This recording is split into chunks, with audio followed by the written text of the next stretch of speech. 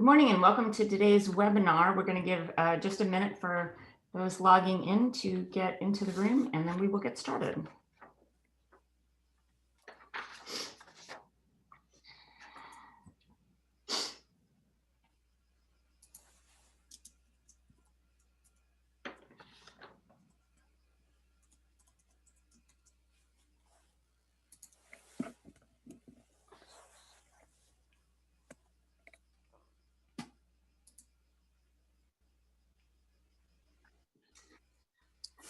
All right, good morning from the West Coast at UCLA, where we, as a land-grant institution, pay tribute to the Gabrielino and Tavanga peoples as the traditional caretakers of the Los Angeles Basin and the South Channel Islands. Welcome to today's workshop from the National Network of Health Surveys.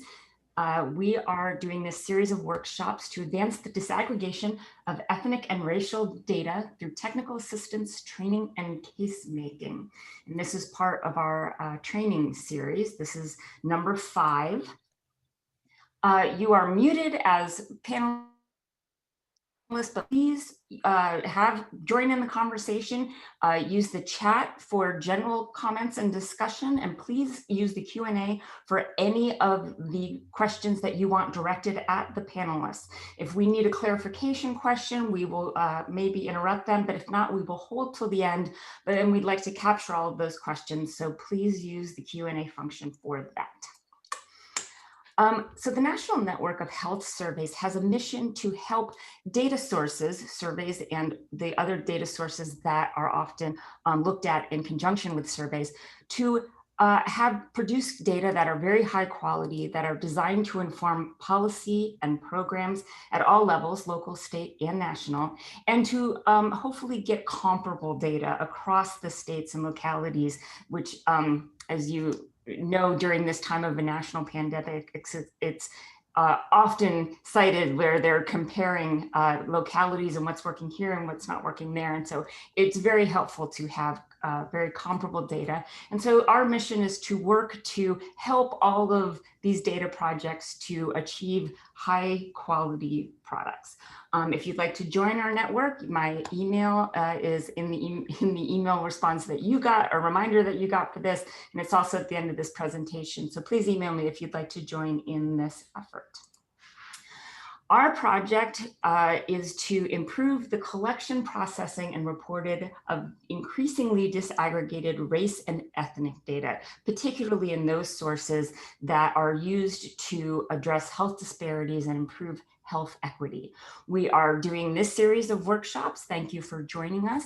And we're also going to be putting on some technical assistance sessions. Please complete the survey. You got a link in the reminder today. We'd really like to hear from you about what technical assistance needs you have, and we'll be putting together these sessions and inviting small groups to join in, and we can maybe help you address some things that you're experiencing in your individual programs. So please fill that survey out for us. We do have 2 upcoming workshops that are scheduled. One is for Friday, February 26th. The other one we have not landed on a date yet, but the presenters are lined up and the topics are there. So we hope you look forward to joining us for those. But for today, we are going to be digging into weighting strategies that are needed when you're working with increasingly disaggregated racial and ethnic data. And we have an excellent panel today. Dr. Inez Ponce, who was one of the original members of the team that put together the California Interview Survey and conceptualized this wonderful resource. And she is now the principal investigator of that project, still here at the center. We're also going to hear from Brian Wells, who is the Data Quality and Survey Methodology Manager, and Tara Becker, who's a senior analyst with the center, who's done a lot of work in different methodologies and working with different kinds of data. So I am going to hand it over, I believe, now to Brian or to Inez. I believe Brian's sharing his screen, so I'm going to stop sharing mine. Brian will share. Brian's going to drive the slides, but I'll go on first. Thank you so much, AJ, Dr. Scheitler, and welcome to this community of survey enthusiasts, health equity enthusiasts, and and I hope, data disaggregation enthusiasts. So today's about weighting strategies, and the experts really in the room are Tara Becker, who is a sociologist demographer, and Brian Wells, who is a survey research methodologist. So next slide, please. We're going to go over, why wait, to wait or not to wait, and what the reasons why in population-based population representative surveys, why waiting is important. But then there could be some pros and cons of waiting, and we'll go over that. And then the considerations of, what's your benchmark population, your target totals, the source of that benchmark population, weighting dimensions, what qualities of a population that may represent or that may signify differences in response rates, for example, and then the coding of race ethnicity data.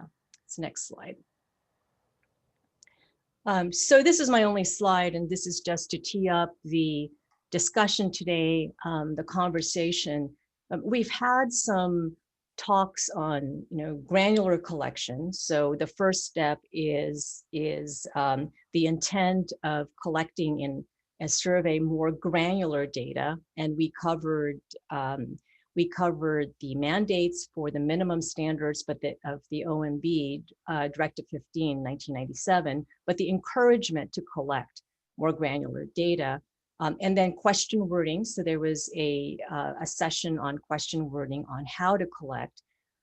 We also talked a bit at, once you collect, then, what's reportable then goes through, of course, this trade-off of providing as much data as possible that's meaningful to communities, but balancing that with mitigating disclosure risk.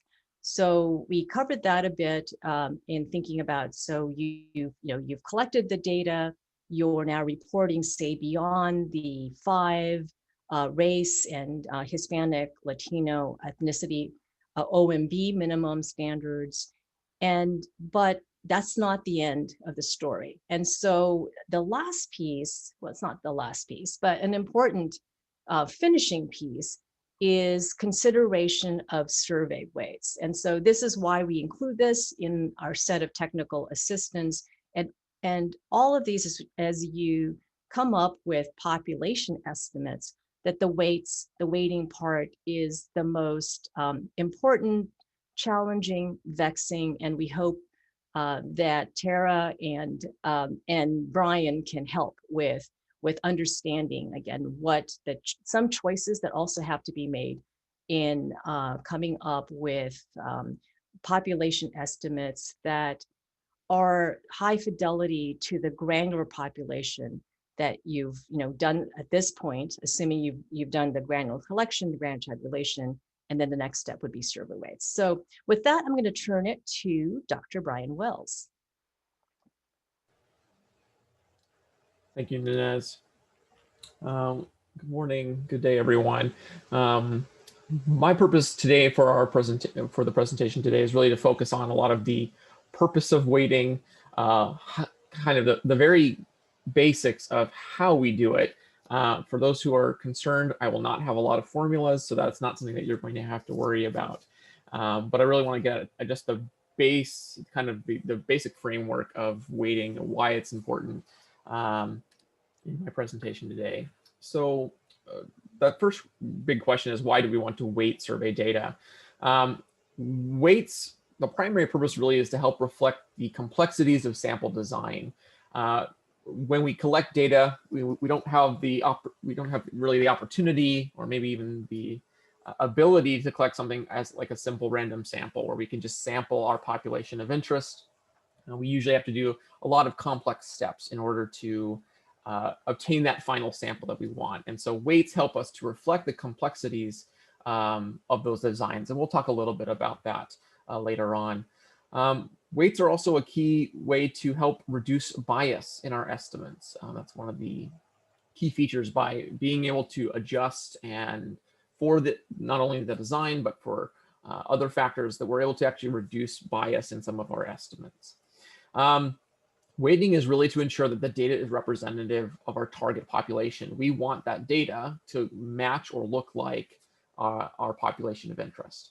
We want those estimates that we generate to be generalizable for that population. We want to have confidence that we can say that this reflects that. And so these are a lot of the reasons why weighting can be very important. This is a very perhaps simplistic, but the idea that when are weights unnecessary? Really, we don't need weights when all of these kind of conditions hold.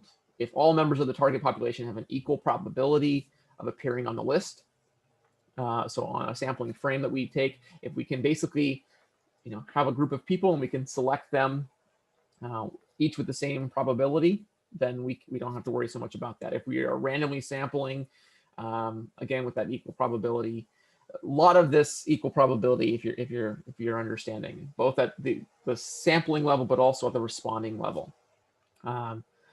Really, what this is the work for a simple random sample, or really an EPSAM or an equal probability sampling design, is really when we don't need to do that, because our estimates that we use will look exactly the same to weighted estimates, or unweighted to weighted. There are some other reasons that we might choose to do it, but this is really the key reason why we would not want to weight, as if we had this wonderful kind of nice scenario, but that's not usually the case. And so again, we want the sample that we have collected and that respondent distribution to match with the population. So we have a lot of stages that can impact our respondents that we receive not looking like our population. There's a lot of transitions here. So the first is just the idea that we have a frame, and it may be an imperfect frame. And so we lose out on members of the population, or maybe we include people who aren't part of our population. Then we have to select a sample, whether that be a simple random sample, whether that be a more complex sample. We have to select only a small subgroup of those to be part of our study. And then from there, we have the primary issue of non-response. So we're going to lose out people. And when each of these stages is biased, or is favors one group over another, that's where we start to get lots of concerns about who we are losing along the way. And that, again, in that ideal scenario, if that can be a simple random sample of people that we're losing, then we are less concerned. But that is, as many of you probably are aware, not often the case. So the three big things that we're going to talk about, and the three things that really make up the survey weights, have to deal with these three issues that are affecting our representativeness of our sample, our final sample, compared to the population. The first is dealing with the sampling frame, that it's incomplete or contains errors. The second is that we have an unequal probability of being sampled, again, those complex designs that we've referred to, and then that non-response error and bias. And so we're going to break down the three of these components as it relates to weights. So the general form for a survey weight is generally made up of three components. That's the selection probability, so the probability being selected from the frame as part of the sample. Adjustments for non-response of the sample, so those who don't participate, and then the adjustments to the population for coverage, sampling, and non-response. This is getting that final sample back to the population of interest. Now, and we'll talk about each of these three individually, but you can see that basically it's the product of those three components that makes our survey weight at the end. So first, talking about selection probability. So again, this is getting the sample to match the frame, or understanding the relationship there. We want to select a scientific, a random sample where all units have a non-zero probability of selection. I'm going to call this FI. This is, and when I said equations, this is about as difficult as we're going to get today. But that probability of selection, or F sub I, is all dependent on sample design. And so if we take the inverse of that probability is what gives us our selection weight. That's the weight that we are, the base weight essentially in a lot of terms that we are applying to sample. So just to give a very simple example, a simple random sample example, if we want to calculate that out, say we had 20 people in a particular population, we select 5 from that sample. So we have 5 over 20, that's 1/4 is their probability of selection. We take the inverse of that and we get 4. So their survey weight is 4. This means that each person represents 4 people of the original population. Obviously, this is a very simple, somewhat reductive example, but to illustrate the idea of how this works out. And obviously, the more complicated the design, the more complicated this formula gets, and the more difficult it is to get to those final weights. Again, our designs are rarely simple, especially as we are trying to get to very specific groups within a population. And so we can have complex designs including things like stratification. So we have some information about a group or an area, a population, and we can be able to select from different groups, whether that be gender. If you're dealing with a state, maybe it's a county, a lot of things that we could potentially use. We also have clustering. Use that a lot when we have a big kind of an area sample. We want to get to a specific area, and so we cluster areas and sample clusters as part of that. And that complexity adds complexity to our design and complexity to our weights. We might have a multi-level or multi-stage design where we are going from a larger group to a smaller group to a smaller group as we do our sampling. We might oversample particular groups. We may know that a particular area or a particular frame may have good access to a particular group, and so we oversample a particular group of interest. That adds complexity as part of that. And so the selection probabilities always have to be a product of all stages of selection. So just a very simple example. If we are selecting, if we're doing some kind of area sample, we may select a census block, and then we within a census tract within a county. So we have to count for the selection of the county, the selection of the tract, the selection of the block, etc. So thinking about that in terms of this data disaggregation, if a study is oversampling a small group, we need to be able to understand the differences regarding that population. So as an example, in California, Koreans make up about 1.3% of the population. Let's say that we had information about Koreans within the state. So we could choose to oversample them so that our final sample represents twice as many of those Koreans. So about 2.6% of our sample or final sample would represent Koreans. We want those final estimates to reflect the actual population of 1.3. That's what they represent, 1.3% of the population. They don't represent 2.6%, even though our sample, we may choose to sample at a rate that allows for that. So while the larger sample is helpful for us to disaggregate Koreans from other Asians as a group of interest, we don't want to overrepresent them in the final estimates. And so we need to account for that. And so again, if we select and oversample them, we need to correct for that in the final estimate so that they reflect the population. As a note, we need to know that there are limitations with the sampling frame, and we need to be aware how that may impact us. So a sampling frame may underrepresent a particular subgroup within a target population. So for example, if you were doing a telephone study, you might underrepresent Mexicans who are more likely to own a cell phone. So you want to make sure that you include a cell phone as part of your frame if you don't want to underrepresent a key group like Mexicans. Some may exclude a particular subpopulation because you are, in turn, your sample is going to exclude that group. So a great example of this is homeless or transient populations in an address-based sample. If you're only focusing on addresses, people who do not have an address because they're either homeless or transient, we're going to systematically exclude them. And then we also may have the case where we cover more than the desired population. And so the sample may not completely reflect our population of interest. we may have to exclude them because they are ineligible. Good example for this is that cell phone numbers from previous California residents. If we're interested in California residents, they may move out. And so if we're using California numbers, we may include people who are no longer in California, as an example. So the second thing we talked about was about non-response. And so dealing with this issue of the fact that we are missing out on a group of people that we thought we were going to have as part of our sample, but they chose not to respond.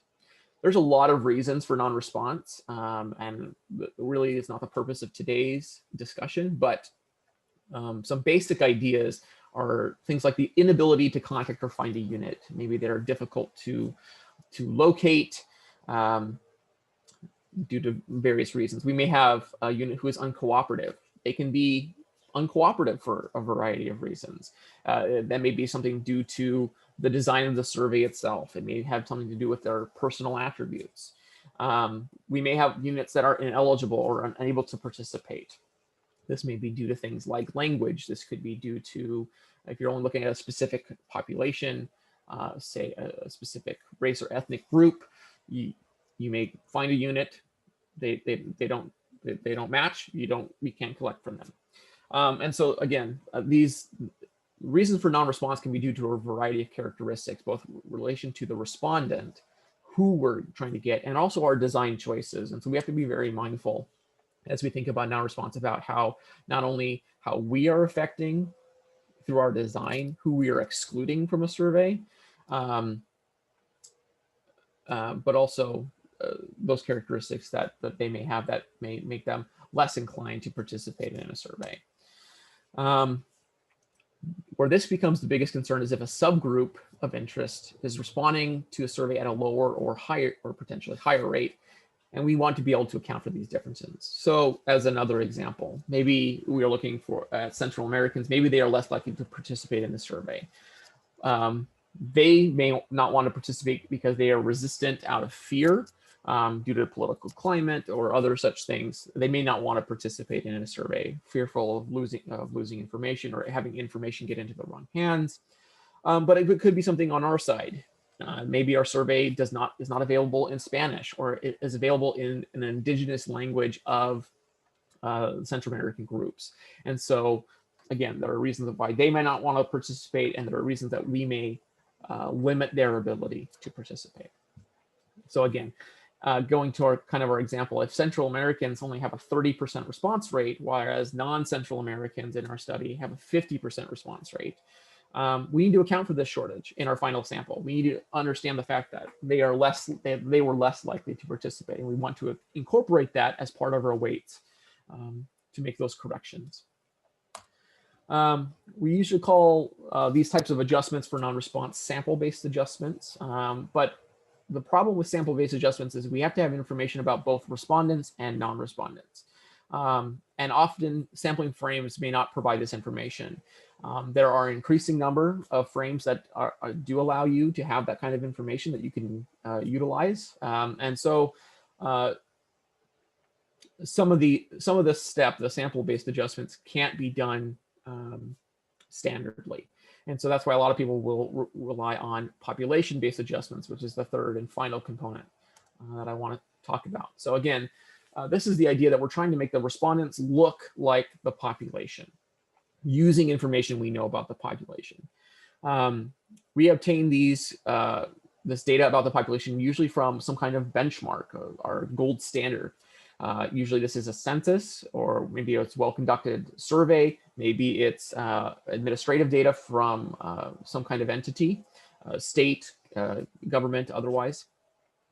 But it's also important to remember that we have to collect these from our survey respondents as well. Classic examples in survey research, just to give you a kind of a brief comparison of kind of the, shall we say, pros and cons of different benchmarks. So if we're doing something on a larger population level, this could be used even for a state, maybe even a county, is we have something like the Decennial Census for the United States, and we have something, a survey called the American Community Survey. So for the Decennial Census, the census covers theoretically the full population. we have complete coverage. And so we can feel relatively, we can feel assured that we have numbers in relation to certain aspects of that population. However, it is only conducted every 10 years, which means that the farther we get away from that census, the more the accuracy diminishes about what the population looks like. So currently we're still relying on 2010 census, which makes that the quality now in 2019 as immigration patterns and things have changed. We're not able to necessarily account for that. So we're looking forward to having access to the 2020 census soon. Another kind of con for the census is that it has a limited set of characteristics. We have a very, very general set of age, gender, race, and ethnicity that we can really use for purposes of weighting. Comparatively, we have the American Community Survey. It's a large, very well conducted survey, again, done through the United States Census Bureau. And millions of people are sampled every year as part of that survey. It is conducted annually, which means that we can have yearly up-to-date counts and estimates. And they have a much larger set of characteristics because it is a full survey. We do have things like age, gender, and race, ethnicity, but we also have things like marital status. We have education, income, and a whole host of other things that we can potentially use. And so there are pros and cons to these different types of sources. And again, there are a variety of others, but these are two very common in population-based research. So, regardless of what our sample looks like, so for example, if we want our final sample to look like the population, we may have a small sample of, say, Cambodians, maybe 20 cases in a survey. If we want that to reflect the 87,000 Cambodians in California, we have to make adjustments for that. That 20%, depending on whether we are getting 2,000, a final sample of 2,000, a sample of 20,000, really will make a difference about how do we need to adjust a particular sample to match that. Again, just kind of re-emphasis, the purpose, what weighting is really doing is standardizing the survey sample to whatever our benchmark is. And again, we want to choose a good benchmark here. The effectiveness of what our weighting can do is really based on that selection of that benchmark. If we choose a poor benchmark, our estimates and the adjustments we make for that will be poor. And so we need to have good confidence in what we are using as a benchmark if we're going to weight to that population. It really depends also on the kind of characteristics, or we call them weighting dimensions, so to speak, that we adjust for. If we choose to exclude something, it will be excluded in the way that we weight. And so choosing those carefully and wisely based on our goals becomes very important. And then the effectiveness, again, can be influenced by a sample size. If we don't have enough sample, it's hard to inflate that to a population. So for example, if we only get one or maybe two people from a particular race ethnic group that we want to weight to, can't really do that. We have to have sufficient sample. If you go back to your statistics, 101 class, we always talk about you need to have a sample size of 30. And that applies to weighting as well, as we need to have at least a sufficiently large sample to feel confident that we can make them reflective of the population, but we also need enough to do the necessary statistical heavy lifting to make that weighting actually do its job. And with that, I'm going to pass the baton over to Dr. Becker. Thanks, Brian. Okay, so now that we've heard about what weighting does, I'm going to talk a little bit about what weighting doesn't do. As we've seen from Brian's presentation about the components that go into the construction of weights, weighting is tied to the survey methodology. Its effectiveness is also going to be tied to the data's content. Weighting can only adjust for under or overrepresentation of a subpopulation in the data. So if no one from that subpopulation appears, the data cannot represent that population. And this is particularly important when we start disaggregating data into smaller racial ethnic groups. The sample respondents within that group may not fully represent the diversity of experiences of that subgroup. So even if we can standardize the overall size of that population, it may or may not be representative of that population. Factors that Brian covered, such as the sampling frame, the language of the survey, non-response bias, all of these things are going to affect how representative the data is of those subpopulations. And these weighting estimates are also going to affect the sample variances and the standard errors of our statistical estimates. In general, all else being equal, the less representative the sample is of the population as a whole, the larger the effect of weighting that weighting will have on the sample variance. So when we have small populations with few respondents in the data, when we add to that sample, such as through oversampling, we're going to improve our standard errors of estimates for those populations. However, because there are diminishing returns as the sample size increases, it's also possible that we can improve those subgroup estimates, but at the same time increase standard errors for the full sample. So that trade-off is important to keep in mind.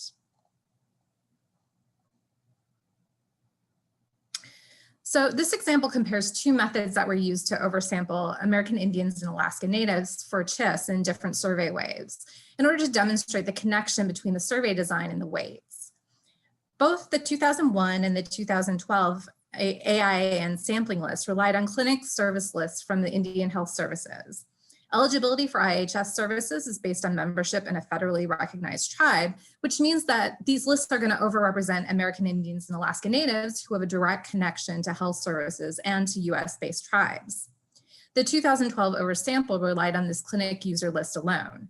However, in 2001, UCLA staff worked with the tribal leaders and community-based organizations in order to develop a more comprehensive list that was not exclusively health-based and therefore was more representative of the overall AIAN population.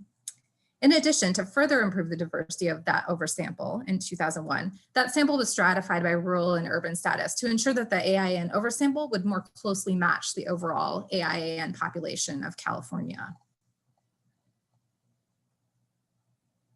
Next slide. Oh, there, thank you. When we compare the AIAN samples in these years to each other and to the adjacent survey years in which there was no oversample, we can see that the 2001 oversample was more similar to the random sample that was drawn in the years in which there was no oversample. In contrast, in 2012, more than a third of the sample was enrolled in a recognized tribe. After weighting, where this is adjusted and the final sample looks more like the sample years in which there was no oversample. But this means that the respondents that were enrolled in a recognized tribe are being weighted less than other AIAN, which means each observation is contributing less to our estimates, and this difference creates greater variation in our weights. Next slide. We can also compare these samples based on the tribal heritage, which doesn't require enrollment. And we see a similar pattern with a higher proportion of the 2012 sample affiliated with a California-based tribe. The greater similarity between the 2001 oversample and the years with no oversample suggests that the 2001 oversample is more representative of the overall AIAN population.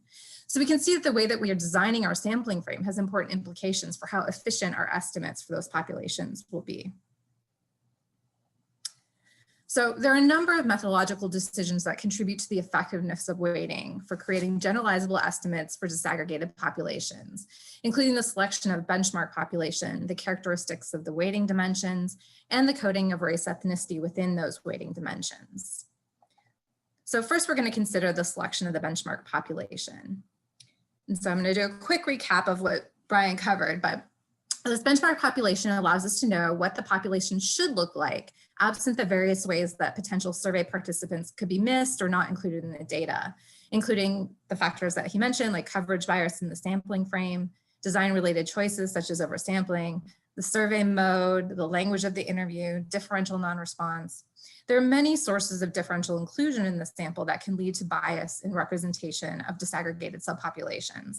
And we have limited information about those who we don't include in our sample. So the benchmark data is a way for us to account for this bias without being able to directly measure it. Basically, the weighting process in the simplest sense is downweighting respondents from groups that are overrepresented and upweighting those from groups that are underrepresented. It's used to identify which populations are under and overrepresented in the data. And at the end of the process, our sample is going to look like that benchmark data on the selected characteristics that are used in the weighting process. And so that means that if the benchmark data undercounts a particular subpopulation, our final data set after weighting is also going to undercount that population. When we select the benchmark data, there are a number of factors that we should consider. The most important, of course, is the similarity to the target population. If you're weighting to a population that isn't similar, it changes the interpretation of what your data means and who you can generalize that data to. For example, if your sample is all California residents, you're not going to weight your sample to, or you're going to weight your sample to the California population, not to the US population. There's nothing actually that could prevent you from using the US population as your benchmark. You could weight to that. However, because Californians are subject to different economic, policy, and environmental contexts than the nation as a whole, weighting to the US population would leave us with a difficult to interpret hypothetical population, essentially be what California would look like if its composition was more similar to the US as a whole rather than to that of California, which is a little. Sorry, Tara, can I just sorry to interrupt? Everybody is glued to what you're saying, but could you slow down a little bit because Sure. It's so great what you're saying. Thank you. Thanks. So there are other factors to consider as well. If your intention is for your data to inform state policy, like the California Health and Review Survey does, then aligning your data to the population estimates that are used by state policymakers makes sense for you.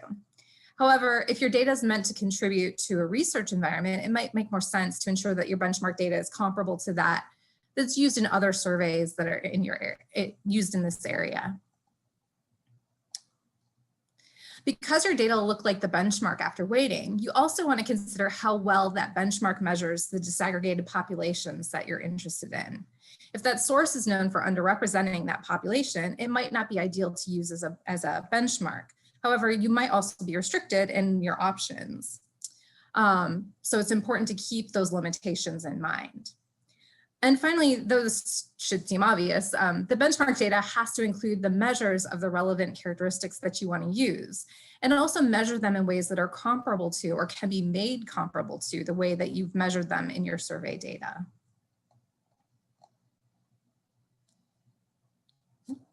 So Brian went through a couple examples, but here are a few of the most commonly used sources for benchmark data. Unsurprisingly, most of them rely on data from the Decennial Census as a base. The ACS itself uses intercental population estimates from the US Census Bureau. Commercial population data, such as Claritas, often starts with data from the US Census, and then it augments that with information from a variety of other public and private sources. However, these companies are using proprietary methodologies, so their processes and therefore any potential biases in their data are generally opaque to us. But the information that we can get from these sources is often more detailed than the estimates that can be provided through the US Census Bureau. In fact, the Behavioral Risk Factor Surveillance System uses Claritas data to generate its gender by age by race ethnicity benchmarks for their sub-state and regional area weighting dimensions.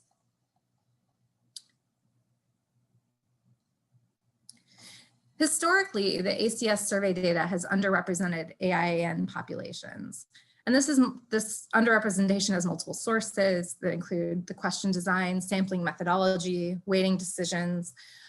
Basically, the ACS uses the OMB guidelines for collecting race and ethnicity information. These guidelines define AIAN as persons who maintain tribal affiliation or community attachment. And this is the only racial ethnic group that explicitly requires community attachment or affiliation as an inclusion criteria. So this could lead AIAN who have weaker ties to these communities to fail to report their AIAN identity on the ACS. In addition, the ACS also asks respondents to provide a tribe, which could further discourage some from reporting as AIAN. A second issue is that in the past, ACS has undersampled respondents from tribal areas, though in recent years they've made an effort to improve their coverage and it's been a bit better. And finally, the ACS uses bridged race estimates, which distribute multiracial individuals into single race categories as part of their weighting. Because AIAN are frequently identified as multiracial, this policy likely affects them disproportionately. Now, it may be difficult to find a single benchmark data source that fits all of your needs, that has all of the different measures that you'd like to include in your survey and in your survey weighting process, particularly when you want that weighting process to account for smaller disaggregated racial ethnic groups. So when that happens, it's possible to draw information from multiple sources. However, those sources might differ in key ways, so you have to bring them into alignment before they can be used together. So, for example, the primary source for the CHIS benchmark population is the California Department of Finance, which produces gender and age-specific population estimates by race ethnicity. So CHIS oversamples a number of Asian ethnic subgroups, including Koreans and Vietnamese, but estimates for these populations aren't really available in the California DOF numbers. And so for this reason, CHIS draws that information from the ACS. However, the size of the California Asia population differs between these two sources. So CHIS can't directly use the numbers from the ACS. Instead, they apply the percent distribution of Asian subgroups within the ACS Asian population to the CHIS Asian population that comes from the DOF numbers. And that allows them to develop a more detailed racial ethnic population distribution for weighting than would be available otherwise. So here we can see the resulting differences between the racial ethnic composition of CHIS and ACS data. Both surveys are adjusting for their racial and ethnic composition of the population in their weighting process. They use different benchmark sources and different ways of coding race ethnicity. And you can see they're pretty similar, but there are some differences. For example, in the ACS, non-Hispanic Asians make up 14.2% of the population, while in CHIS, they make up 13.8%. So in general, we would expect that the impact of these differences is larger for smaller racial ethnic groups due to the smaller sample size, but also because we have less precise estimates for the sizes of those populations. So the next aspect of weighting that we'll talk about are the weighting dimensions. Weighting dimensions are the sets of characteristics that are drawn from the benchmark data that we're using to standardize the data. At the end of the weighting process, our data is going to share those characteristics and will look like the benchmark data on those specific measures.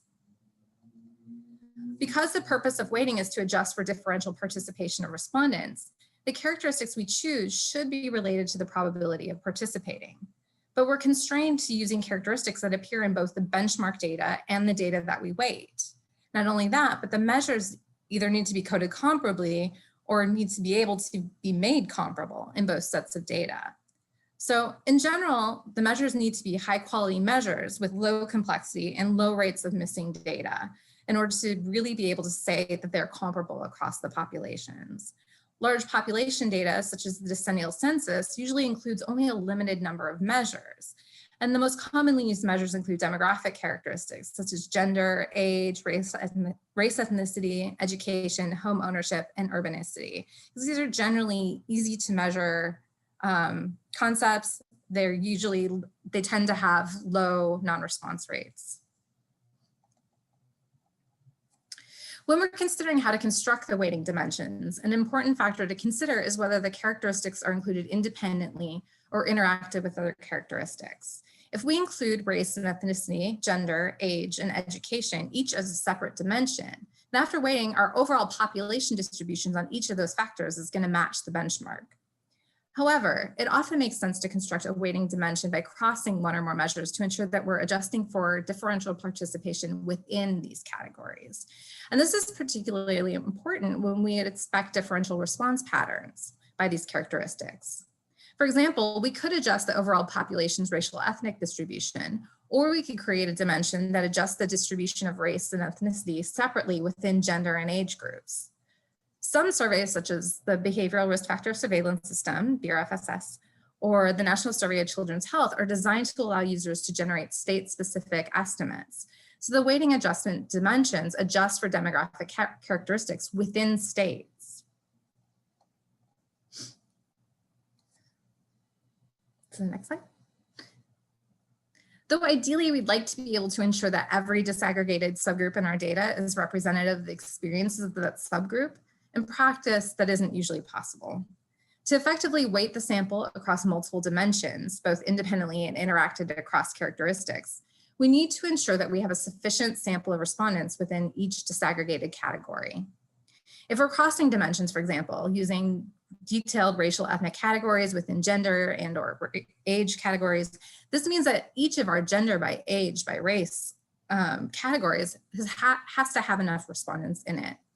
If there are too few respondents, this can lead to individual respondents to be weighted too heavily, leading those single respondents to be very influential in our resulting estimates.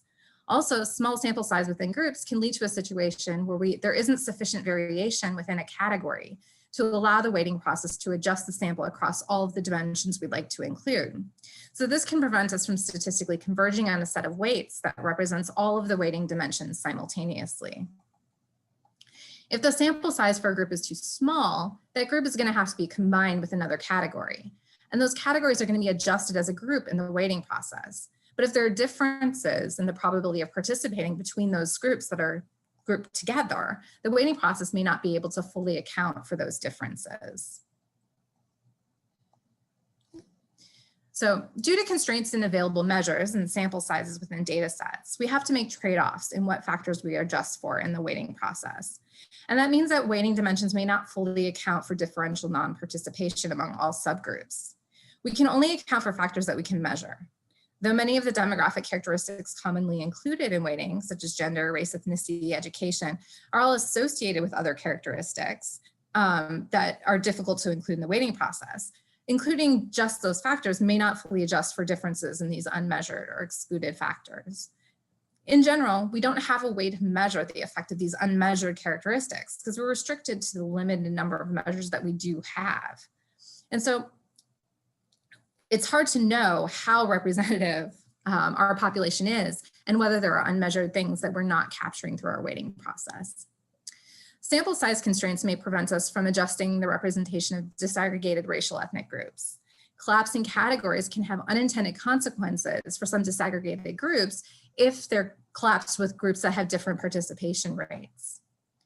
It's also important to keep in mind that even if we can ensure that the population totals for these groups match our benchmark numbers, we may not be able to adjust for differential response rates within those categories, and that can affect the generalizability of those estimates. So moving on to considering how we adjust for race ethnicity in the weighting process. Surveys can account for race and ethnicity information in different ways. First, there's the treatment of Hispanic or Latino status. While some surveys include this as a separate dimension, it can also be treated as part of the race measure, sort of as a Hispanic or Latino trumps all category that combines all Latinos together regardless of race and doesn't account for differences in race within that category. Another point of difference is the way that multiracial respondents are coded. Some surveys combine all multiracial respondents together into a single category. Others, such as the ACS, distribute multiracial respondents into single race categories using empirically driven algorithms. Another option is to use overlapping rather than mutually exclusive race indicators in the weighting process. However, we include indicators for every racial category. This is similar to completely disaggregating the multiracial category. And some groups may have too few observations to make this a viable strategy. Finally, it's possible to include ethnic subgroups within the weighting dimensions in order to improve users' ability to generate generalizable estimates for these populations. But small sample sizes often preclude this option. And this accounts for the overall distributions of these populations, but not necessarily the characteristics of the respondents within each of these racial ethnic categories. Though we have options for how we account for racial ethnic subgroups in weighting, we're constrained by the number of factors and how we do so, by a number of factors and how we do so. First, we're constrained by design. If a subpopulation is oversampled, it should be included in the weighting dimensions. But of course, in order to adjust for a subgroup, we have to have a benchmark source that has an estimate for that population.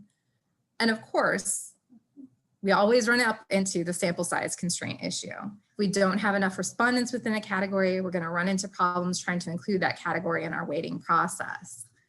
And when this happens, we're going to have to combine those respondents with those from another subgroup. And when we collapse these categories, they'll be adjusted as a group. So if there are differences in participation rates, they're going to be adjusted on average, which means they'll be representative in the data as a group, but not as each individual population. And in some cases, adjusting for the overall population size is the best we can do. We just don't have the sample to do better than that. But that will not always ensure that the sample within that subgroup is representative.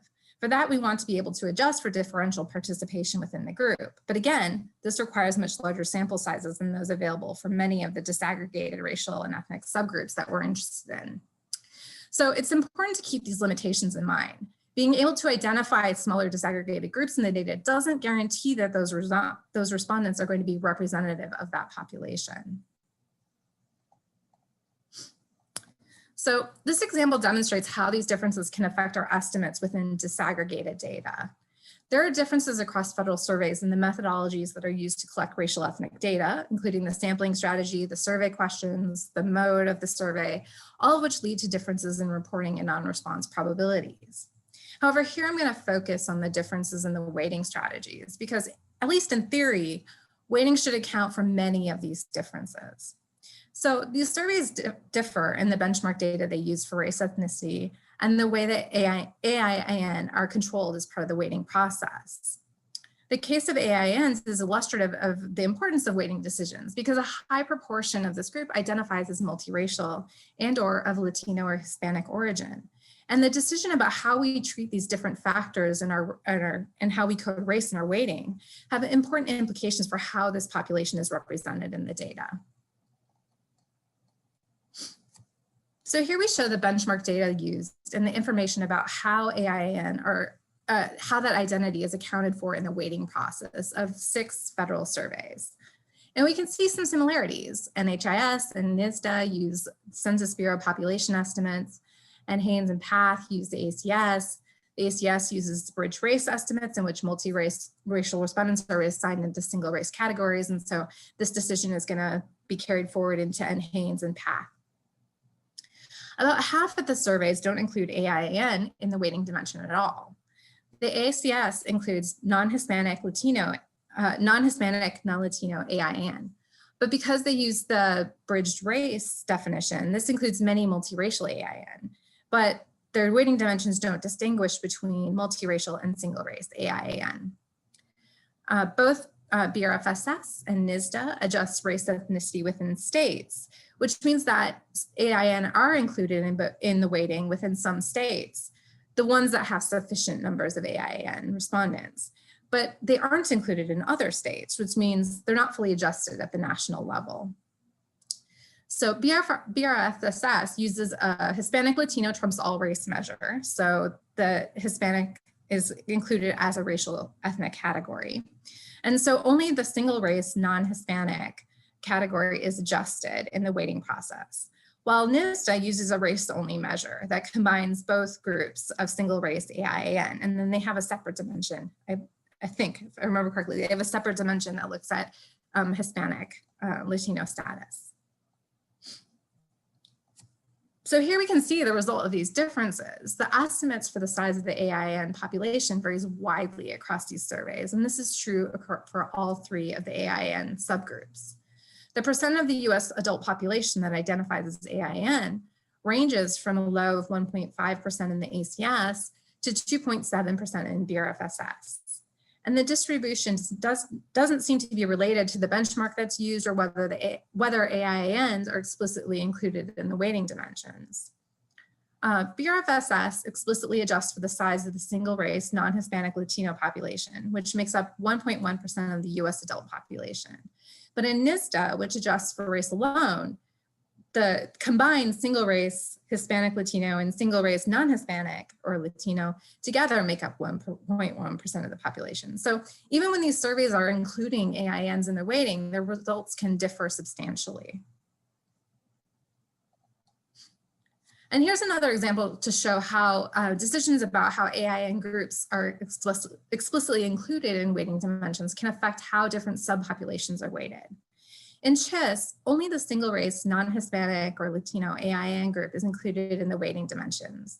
Latino AIAN are included in the Latino category and will be adjusted similarly to other Latino respondents, while the non-Latino multiracial AIAN are included in the broader multiracial category and are going to be adjusted similarly to them. So on the left, we can see what the CHIS AIAN sample looks like before weighting. In 2012, that includes the oversamples. So unsurprisingly, We see a higher proportion of single race, non-Latino AIAN and a smaller proportion of multiracial AIAN. Well, the 2013-14 waves don't include an oversample, and so don't have quite the same distribution, but it's pretty close.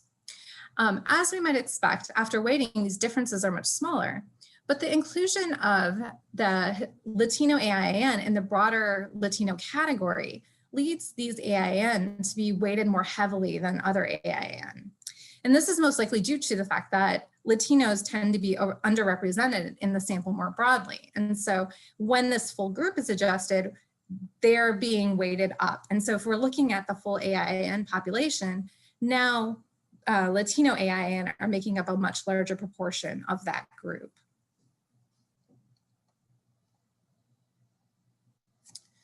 So we've seen that the biggest obstacle that we have for adjusting for disaggregated racial ethnic groups in the weighting process is sample size. There are a few things that we can do to improve our ability to account for these populations, though each of these has trade-offs. First, we could change the way that we code our weighting dimensions. Most surveys don't include smaller racial ethnic groups, such as AIN or Native Hawaiian and Pacific Islanders, because the sample size of the single race non-Hispanic or non-Latino group is insufficient to include. But these populations are more likely than other racial ethnic groups to be multiracial and or Hispanic or Latino. So focusing on only those that are AIN only or only Native Hawaiian or Pacific Islander significantly reduces the sample size of those groups. For those populations, when it's not possible to adjust for each subgroup, it might be possible to adjust for the full group. Anyone who mentions AIAN identity as part of their racial identity, or Native Hawaiian or Pacific Islander. And we can do that using an indicator that overlaps the single race, multiracial, and Hispanic or Latino categories. And while this isn't gonna account for differences within those groups, that might be the only way that we can account for these populations at all and sort of improve our estimates and their representation in the sample. Another possibility is for surveys that adjust race and ethnicity within another characteristic, such as state or geographic region, to adjust for smaller disaggregated racial ethnic groups at a broader level, such as nationally.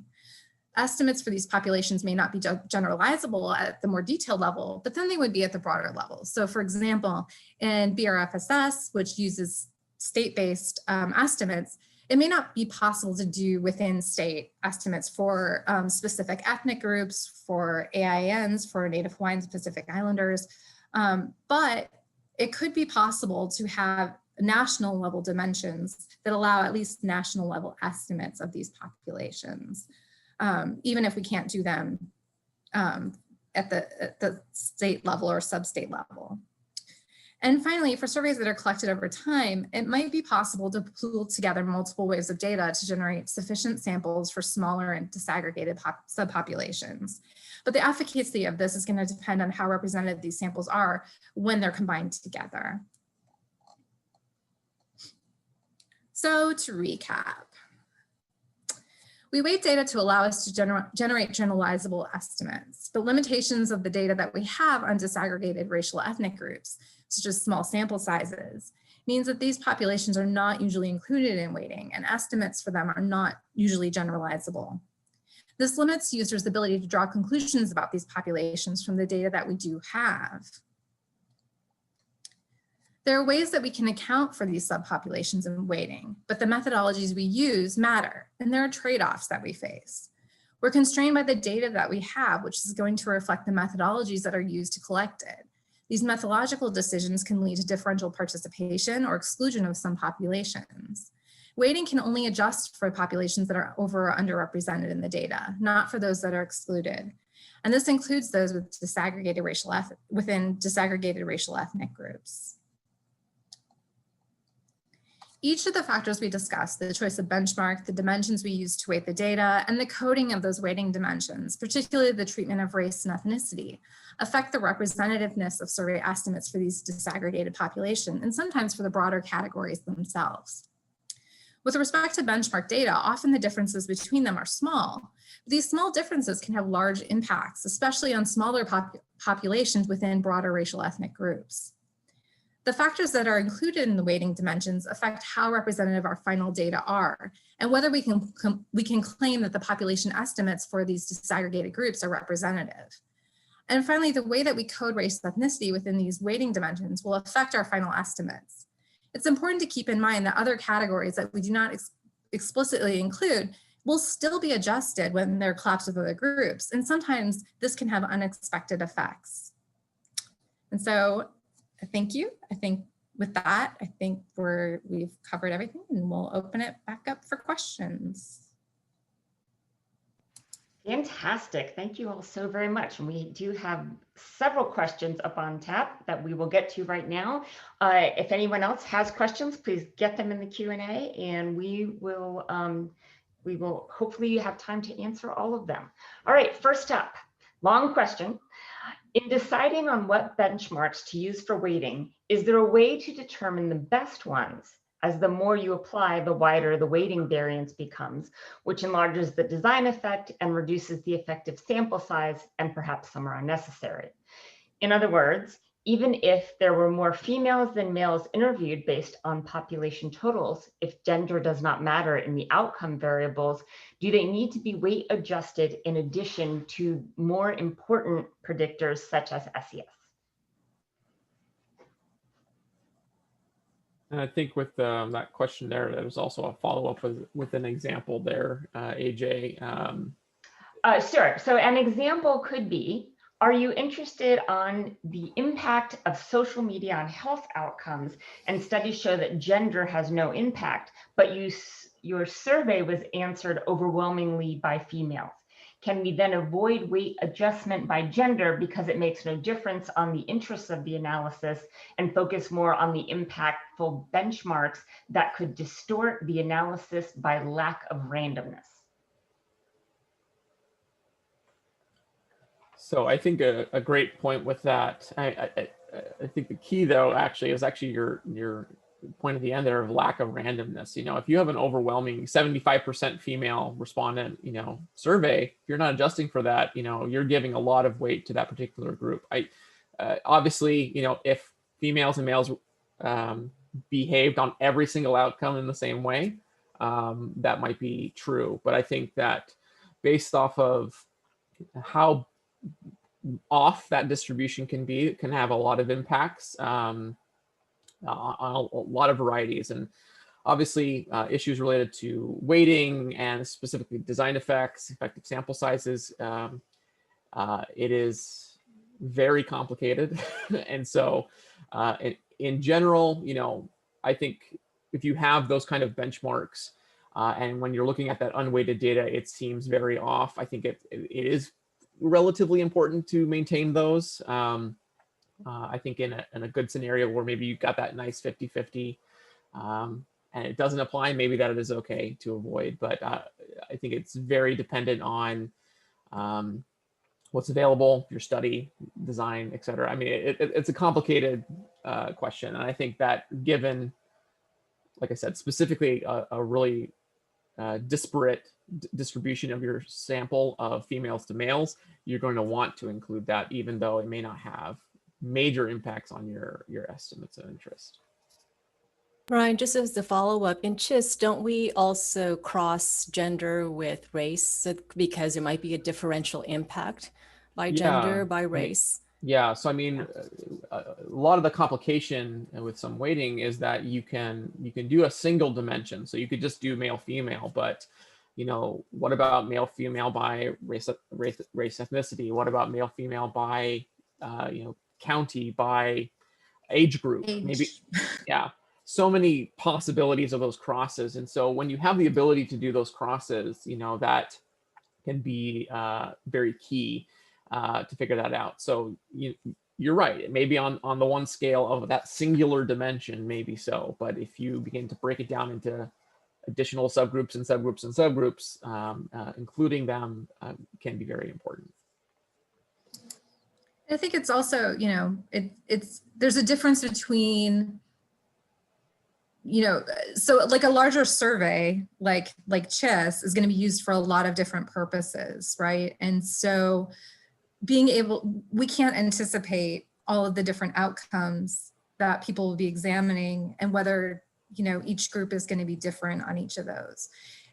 But, it might make sense in a particular research study where the data is collected for a specific purpose, and, there's reason to know that there aren't differences by this particular factor, that the differential non-response controlling for that doesn't really matter.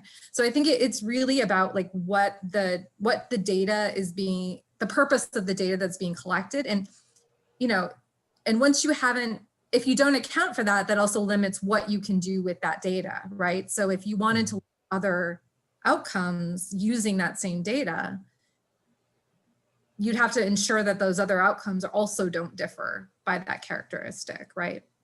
So I think, I think it's a good point that like if what you're looking at really doesn't differ, then you are potentially adding to your variance and like reducing the efficiency of your data. But it's also really hard to know a priori that those differences don't exist, and that it's safe to do that. Great question. Thank you.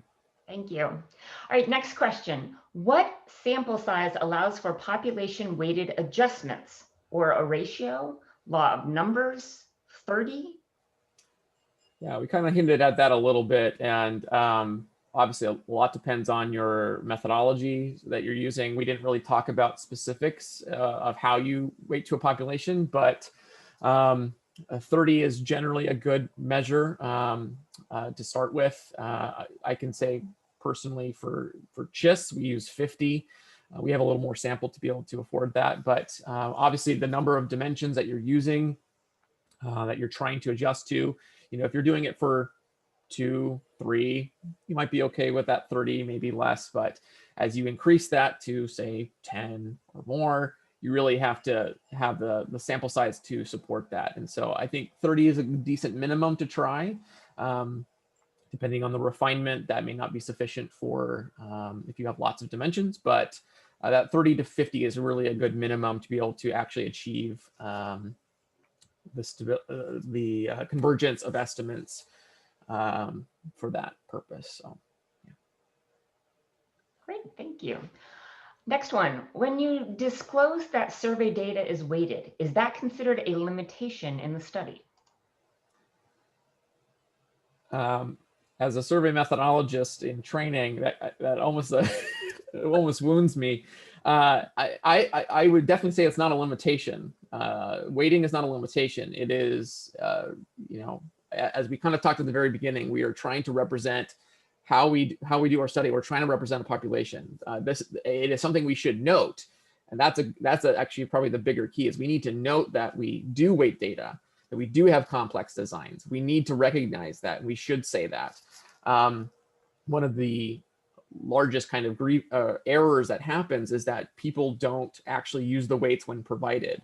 We have large studies that choose to do analyses without using the weights. There's a paper from probably 4 years ago, I believe it's Brady West and colleagues, which showed that across a number of studies, like over 50% are not using the weights. We create these weights to help reflect the populations, and we need to recognize that with the complexities of design, weighting is important. It can make things difficult. It can increase variances. There are issues we have to face when we use them, but weighting is an important part of a complex survey design. And I'd also like to add that, like, if we didn't have weighting, we wouldn't be able to do oversamples and get at these disaggregated populations in ways that still allow us to create generalizable estimates. So I wouldn't necessarily count the fact that you need to weight as a limitation, because it expands your options for what you can do with the data and how the data can address different questions. Thank you. All right, next question. What sample size threshold would you recommend to retain a sampling cluster for summary statistics and model estimates? I mean, I think I don't know if I could give you like a sample size because it really depends on the design of the survey itself. So if you have a really complex design, that's going to affect your standard errors in the data and how precise those are. And so it's not really a matter of the size of the population you have per se. Usually what we've internally done at CHIS is use the coefficient of variation. So it's basically the ratio of the estimate to the standard error and have like a cutoff. We've used a cutoff of like 0.3. But I think, you know, there are other cutoffs people use, and there are other ways, other decision criteria you could use. But I don't think it would be necessarily sample size based, because that's so dependent on the design of the survey itself.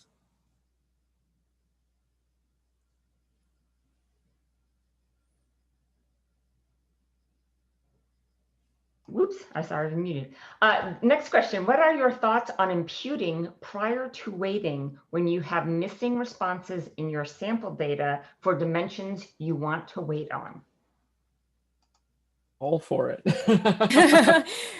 Yeah, absolutely. Imputation is an important part, especially when you're dealing with these characteristics. Obviously, there are plenty of people who are afraid to provide birth date information, so you can't get age properly. People who don't want to talk about their race, who don't want to talk about and choose to refuse that information. And so imputation is really a key part. We didn't really talk about that at all, but that's a key part to make that data whole, so you can do that. Yeah.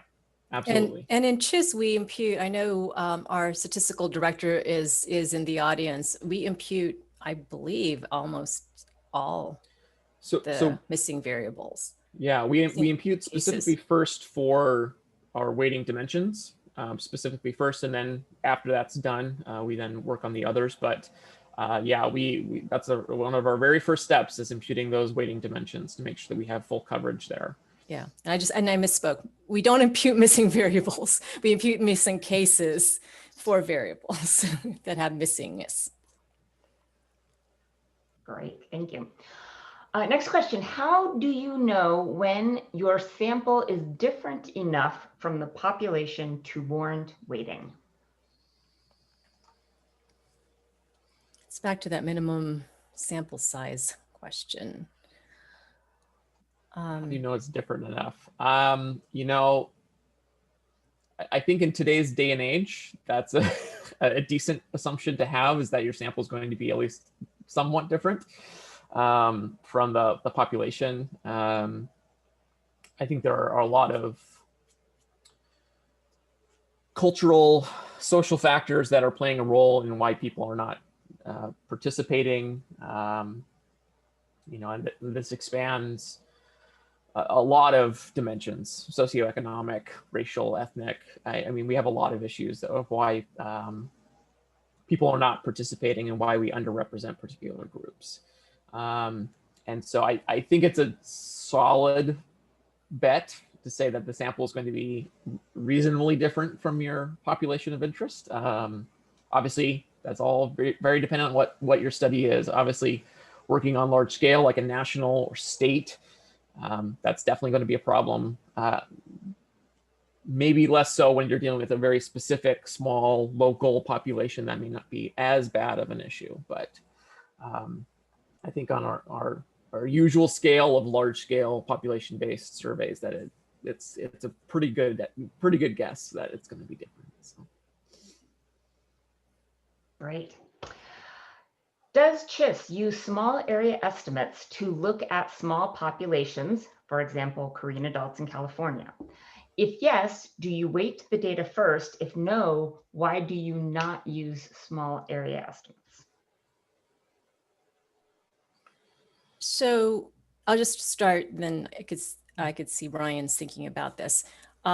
We have another product. I mean, once CHIS came out, where we were able to provide estimates, not just at the state level for racial ethnic groups, but also at the sub-state level. So the large and middle counties, and for the smaller counties, county groupings. But of course, there's always going to be the need for data that is even more granular at the local level. So we do have small area estimates. We do model from CHIS data as well as other auxiliary data. Zip code level initially, it's called Ask CHIS Neighborhood Edition. We can put it in the chat, the URL for that. And then of course, then there was the demand of, it's not about zip codes, it's also about tracks, and so now we actually have track level. So we have a small area estimates program where we provide selected estimates. So not all the 200 or so variables that we have in CHIS, but selected, key health indicators in Ask CHIS Neighborhood Edition. But I'm not sure. Yes, I believe the data is weighted first, but maybe Brian, you can, before we enter into the small area estimates. I can't speak too much to the specifics of our small area estimation procedures. In terms of your original question, though, do you use small area estimates to look at small subpopulation like Korean adults? As we kind of hinted at throughout the presentation, at least for CHIS, we specifically actually oversample Koreans. We specifically focus on them as a key population of interest. And so we actually don't need to use small area estimates because we can actually get reasonable estimates for Koreans, specifically adult Koreans in CHIS. Does that apply for every example population? No. Obviously, as we get into the smaller groups, say Cambodian, for example, we can't currently produce direct estimates for that, and so that would be a space where something like small area estimates could be used potentially. Right. Like for the Native Hawaiian Pacific Islander population. Sure. Also example. that as well. Yeah, that's another great example of a good-sized population, but not big enough for us to be able to make those direct estimates. So.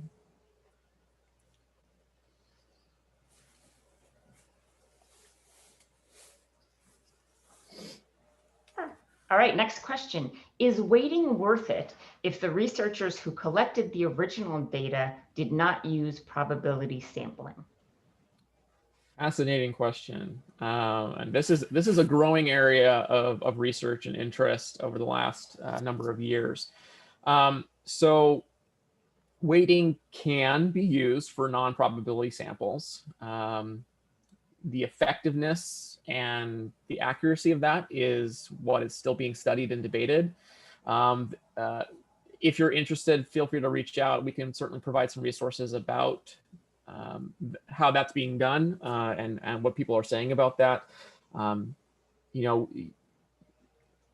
Theoretically speaking, you could take any sample, and then if you had population information, you could just weight to that population, essentially just doing that population-based adjustment.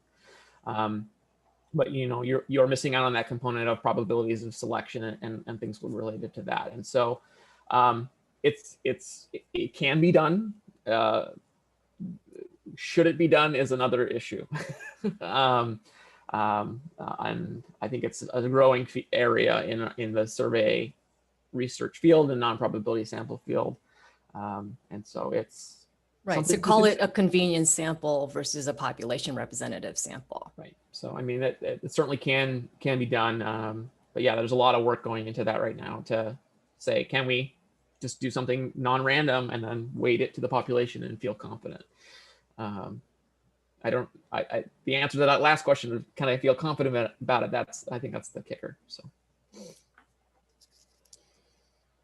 Thank you.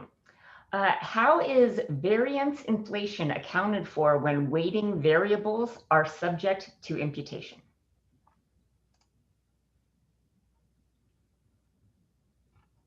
I think that probably depends on whether you're talking about how the survey itself has imputed variables versus how researchers do it on their own. But like, for example, CHIS, for measures that are imputed, you're not, the hit that takes to the variance isn't really accounted for in the variance estimates. So it's something to keep in mind. However, there are different methods that you can use that do allow you to account for that. And CHIS does have indicators that you can use to identify which cases were imputed, so that you can go back and redo that imputation and account for that in the variance estimates. I think in general, for most surveys, there are exceptions, of course. You know, most surveys don't provide sort of multiple imputation data sets. So there, like I said, there are exceptions, and sometimes they'll do it for specific measures that have a lot of missing, like income, for example. CHIS doesn't do that, but like I said, makes it possible for you to do that on your own. So.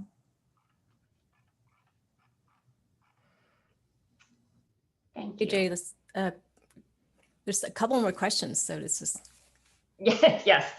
on imputation. Yes. Follow-up imputation question. What imputation method would you recommend? It's my understanding that Burfus uses hot deck imputation. Do you use / recommend multiple imputation as a better alternative?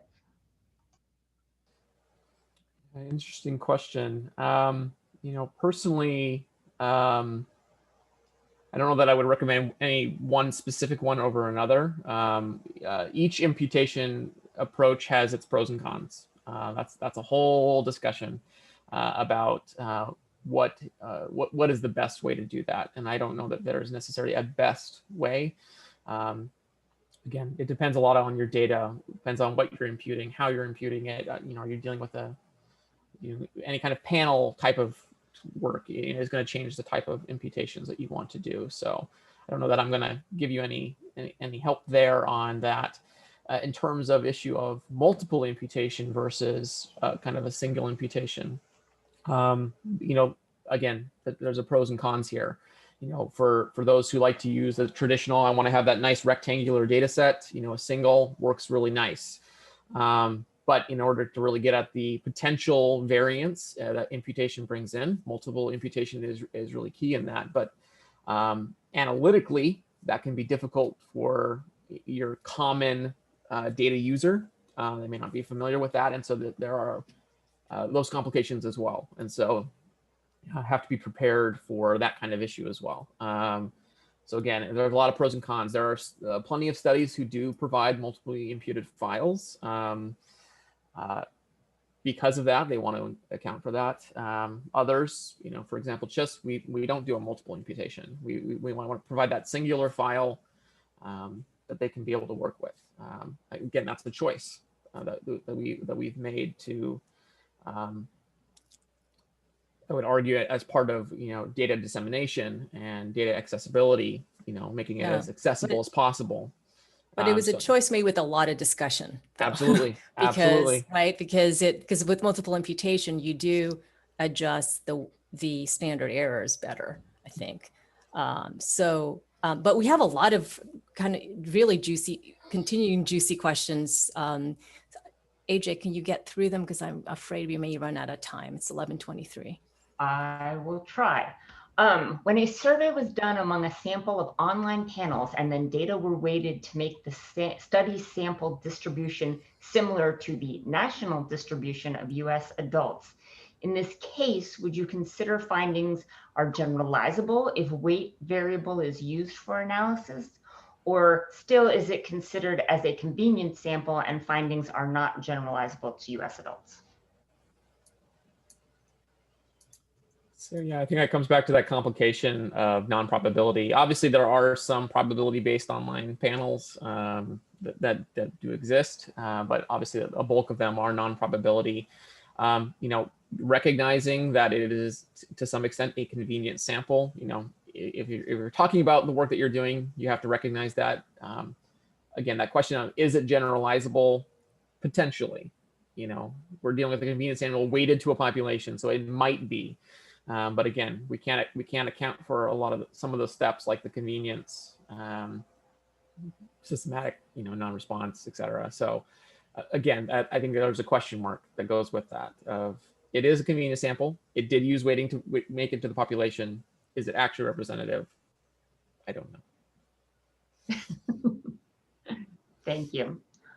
So this is a data source question about BRFIS. Considering the data is collected at state level, what are your thoughts generally on using the data BRFIS provides at the tract level, not disaggregated?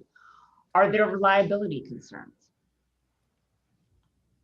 I mean, I'm going to be honest, I don't know as much about how BRFIS does their sampling within states, and I think it probably varies from state to state. So it's kind of hard for me to answer that question. I know that BRFIS does do, so they do weight at the sub-state levels. So they have regional measures in there within each state that get at sort of smaller areas. I don't think they're as small as tract level. So I don't know that you could say that, you know, it's going to be representative at the tract level. You know, especially for, you know, tracts that don't have, you know, so yeah, I can't give you a sense of like how good it would be or how bad it would be. But my sense is that we can't guarantee that it's generalizable to that level, to that granular level. Thank you. How do you know when post-stratification weights need to be further adjusted for the purposes of drilling down to more granular estimates, for example, substate?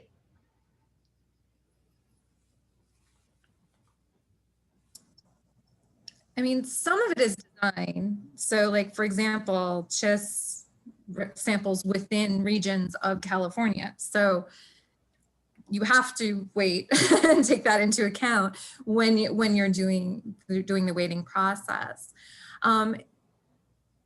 It's actually a really complicated question to answer because we often, you know, it gets back to this issue that we don't always know how representative and how differential response is happening and what's causing that at different levels. And so in order to, you could maybe get an idea of how well that population that at that lower level is represented by comparing to some other benchmark source that allows you to look at what does that population look like at that level? And does my sample look like that? I mean, that can give you a sort of initial basis, but again, you're going to be like with weighting in general, you're going to be sort of restricted to the factors that you can look at that level. But it's not an easy question to answer, like in a general sense. Yeah. You'd have to know what the sampling design is, right? Yeah. So, yeah. I mean, there's just a lot of factors that kind of go into that, and they're all playing at once. So trying to sort of disentangle which piece of it is contributing more or less, or, you know, it's hard. Thank you for trying to sort that out for us. Next question, we have two left. Where can I learn more about how to implement weighting methods? Great question. There are a number of wonderful resources. Excuse me. A book that I might recommend is Practical Tools for Weighting, written by Rick Valiant from the University of Maryland, along with some other authors as well. That's a great, straightforward, practical resource. They provide tools specifically so they teach you how to do it. They teach you what it is, how to do it, and then they actually show you, they've provided code and other tools that are very helpful. So that's a great resource to look at. In general, the joint program in survey methodology at the University of Maryland has a number, they offer often short courses and things related to topics like weighting. APOR, which is the American Association for Public Opinion Research, also hosts trainings related to things like that. So there's a number of different resources that you could look at, but those would be great places to start and look to learn more. Excellent. Last question of the morning, or yes, still the morning. For variables like income that have a lot of missing or refused values, wouldn't it be better to establish the missing values as a separate category rather than try to impute the values?